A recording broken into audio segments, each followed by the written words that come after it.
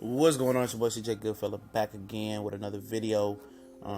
Another prediction video today. Felix Diaz, dropping down to 140. He works between 140 and 147 now just to get fights. Very avoided fighter for good reason. And Terence Crawford took the challenge at 140. HBO, pretty much dubbed him to be the next opponent. And, he's an out-handing fighter, and, he's fighting a top-ranked guy.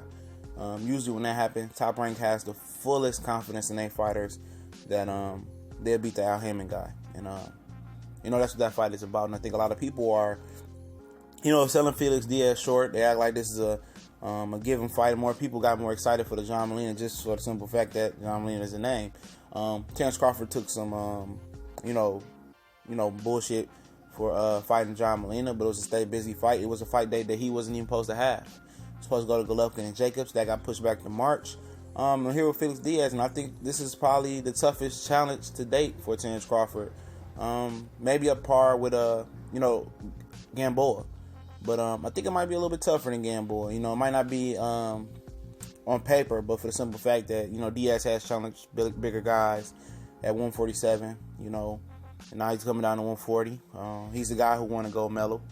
Got knocked out. At the Pan Am Games, rebuilt himself, and came back and won a gold medal for the Dominican Republic. He's a hell of a fighter. If you haven't seen Felix Diaz fight, I'm pretty sure everybody's seen Terence Crawford fight, but we still talk about him as well. Diaz has great footwork. He doesn't mind fighting off the ropes as well. He's a southpaw, good straight left hand. That's his money punch, the straight left hand, counter left hand. Good counter puncher. And he's going to throw. He's aggressive. He's not a big puncher at all. But what he lacks in power, he makes up with skill and footwork and moving his head and countering. He's a master counterer. And, there's mistakes that Terence Crawford has made in the past versus Gamboa, versus Hank Lundy, faces Thomas Delorme. Felix Diaz is one of those fighters that can fully expose him and open him all the way up. But the belief is that Diaz is too small for Terence Crawford. And it can be pretty good assessment right there. But I think Diaz is used to the physical strength of welterweights now. Now he's moving on to 140. He's short in stature, similar to Gamboa. He's a shorter guy, but what he makes up, what he lacks in length and height, he makes up with ability and skill. And Terence Crawford, what can I say about Bud? A long guy, a boxer puncher. He's kind of in that mode as that new age boxer puncher.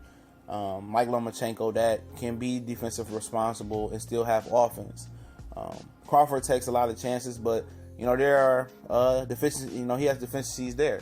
Get hits with a lot of overhand rights. Even though he's fighting a softball this time, he get hits a lot. Maybe a lot of people say because he takes chances in there. I just think that he gets hit a lot, and he needs to shore that up, especially before he moves up to 147 and really get cracked. But he has a lot of dog in him. He's a mean fighter. You hit Crawford back, he want to hit you 2 or 3 times back. He wants to get you out of there. He's a special, once-in-a-generation type potential talent. But it won't be told about how great Terence Crawford is until he moves up to 147. The same thing was for Adrian Broner. He thought to be the prophecy of the next Floyd Mayweather in 147 proved that check, he couldn't write that check at all. 47 cashed that ass out. Madonna. Porter, Paulo Maldonado gave him a run.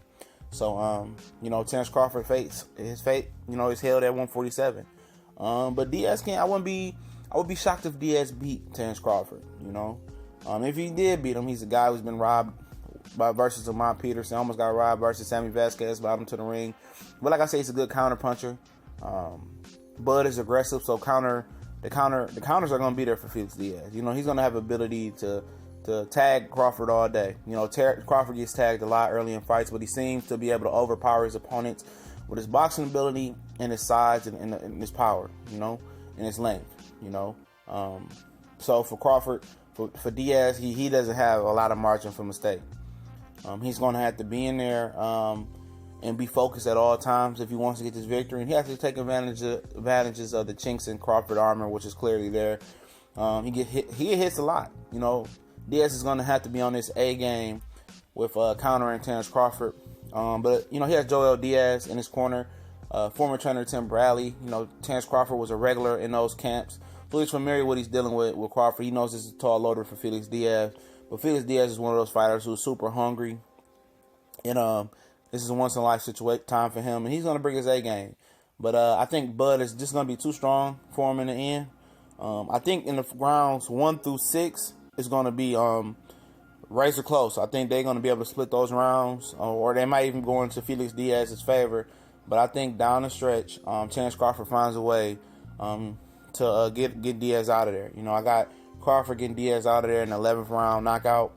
But I think Diaz, it's a good chance that Diaz can be up on points by that time. But Crawford is just too strong, too long, too quick.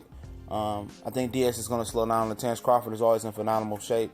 And I got Crawford in the 11th round TKO, knockout, whatever you want to say it.